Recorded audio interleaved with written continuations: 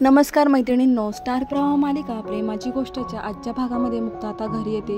त्यावर सागर म्हणतो की झालं का तुमचं इमर्जन्सी काम. मुक्ता आता विचारातच पडते. सागर तिला म्हणतो की काही दिवसांपासून तुमचं काय चाललेलं आहे ह्या घरामध्ये. नॉनव्हेज न खाणारी, नॉनव्हेज न बघणारी बाई आज चक्क डब्यामध्ये एक दिवस नॉनव्हेज घेऊन जाते, तर दुसरीकडे एखाद्याला ती खोटं बोलून इकडे तिकडे फिरते.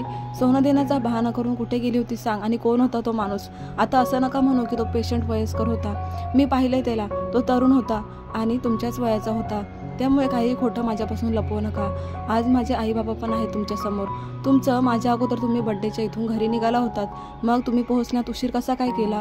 मुक्ताकडे मात्र उत्तर नाही आहे. सागर तिला 100 वेळा म्हणतो की अगं उत्तर दे, कुठे होतीस तू, कोणाला भेटायला गेली होतीस. मात्र मुक्ताकडे उत्तर नाही आहे. ती तिच्या डोळ्यासमोर स्वाती दिसत असते, त्यामुळे ती खोटंच बोलते. त्यानंतर इंद्रा आता म्हणते की तुला जर माझ्या मुलाला फसवायचं होतं तर लग्न का केलंस, आणि खूप काही ऐकवते. त्यानंतर आता मुक्ताला पुन्हा ती म्हणते की तू उत्तर देणार आहेस की नाही ते सांग, नाहीतर ह्या घरातून चालती हो.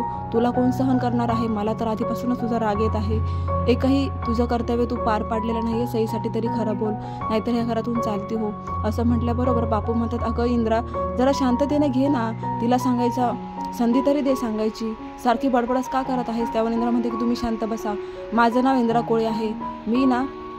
मला खोट्याची खूप चिड आहे, आणि मुक्ताने आतापर्यंत खूप गोष्टी खोट्या बोलल्या आहेत. सोनं तू कोणाला दिलं सांग, कुठे तोंड मारून आलीस, खरं खरं सांग. माझ्या पोराला फसवणाऱ्याच मुली भेटतात वाटतं माझ्या मुलाच्या नशिबात. इकडे सागरलाही आता खूप संताप झालेला आहे मुक्तावरती.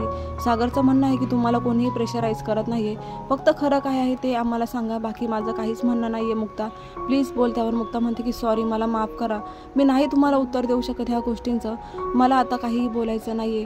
मुक्ता पुन्हा एकदा शांत होते आणि मनातल्या मनात ती स्वातीचाच विचार करत असते की मी स्वातीची शपथ नाही मोडणार, मी नाही बोलणार खोटं, असं ती बोलत असते. आणि आता इंद्रा तिची बॅगच फेकते हॉलमध्ये आणि बोलते की हे घे तुझी बॅग, तुझे कपडे भर, तुझं सामान भर आणि चालती हो या घरामधून. अशी सून काय कामाची ती सावनीनेही माझ्या मुलाला फसवलं होतं, आणि आता तू. माझ्या मुलाचं नशीबच खोटं आहे. बिचारा काही बोलत नाही म्हणून फायदा घेतात का गं पोरींनो तुम्ही. आणि मग सागर आता म्हणतो की आई जरा शांततेत घे, मला तिला विचारू दे खरं काय आहे ते. त्यावर आता सागर इंद्राला शांत करत असतो. पुन्हा एकदा तो मुक्ताला म्हणतो मुक्ता तुला खरं सांगायचं आहे की नाही, सांग लवकर, माझ्या आईला ऐकायचं आहे. तू कुठे गेली होतीस आणि कोणाला ते सोनं देऊन आलीस. सोनं त्यांना मान्य नसतानाही तू फोर्स करून ते सोनं देऊन आलेली आहे. ही काय गोष्ट आहे, खरं कळेल का मला. त्यावर मुक्ता म्हणते की खरंच मला माफ करा, पण मी चुकीचं नाही आहे, मी चुकलेली नाही आहे. मग आता इंद्रा बोलते की तू चुकलेली नाही आहे, तर तुला सांगायला काय जाते. याचाच अर्थ तू तुझी चुकी आहे म्हणून तुला बोलायचं नाही आहे ना. मग आता एक काम कर, चालती हो या घरामधून, मला नाही ठेवायचं अशा सुनेला. आणि मग आता ती सागरला आणि बापूलाही शांत करत म्हणते की मी कोणाचंही ऐकणार नाही. पुढे आता सावनी विचारात पडते की त्या दिवशी सागरला कॉल आला होता, ही मुक्ता नक्की सोनं घेऊन कुठे गायब झाली आहे. तिने पण काही सागरला धोका तर नसेल ना दिला. आता मला काही कळतच नाही तिकडचं, मी काय करू, मला कोणाचा फोन नाही, कसं करणार आता मी. तर इकडे आता मुक्ताला बाहेर ढकलताच मुक्ताच्या आईवडील समोर उभे असतात. तर माधवी आणि पुरू खूप संतापलेले आहेत की आमच्या मुलीचं काय चुकलं, तुम्ही तिला घरातून बाहेर कसं काय हकलू शकतात. त्यावर आता खूप मोठा वाद होणार आहे. माधवी म्हणते की आमच्या मुलीचं काय चुकलं ते अगोदर सांगा, इतकं टोकाला जायची गरज नाही, आणि आमची मुलगी चुकणार नाही याचा आम्हाला विश्वास आहे.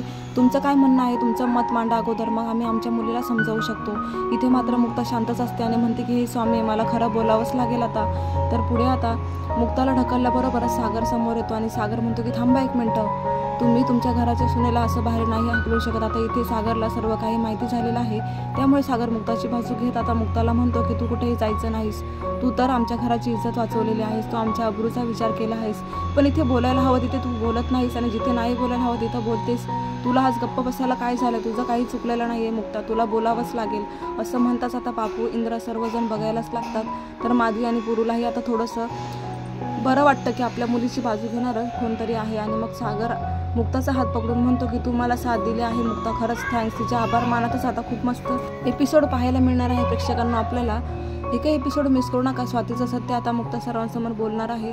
तर असं खरं खोटं करण्यासाठी स्वाती तिच्या नवऱ्याला घेऊन आता कोळी परिवारात येणार आहे, आणि सर्व खरं खोटं झाल्यानंतर मात्र मुक्ताचा मान वाढणार आहे. तर पाहायला विसरू नका प्रेमाची गोष्ट. धन्यवाद.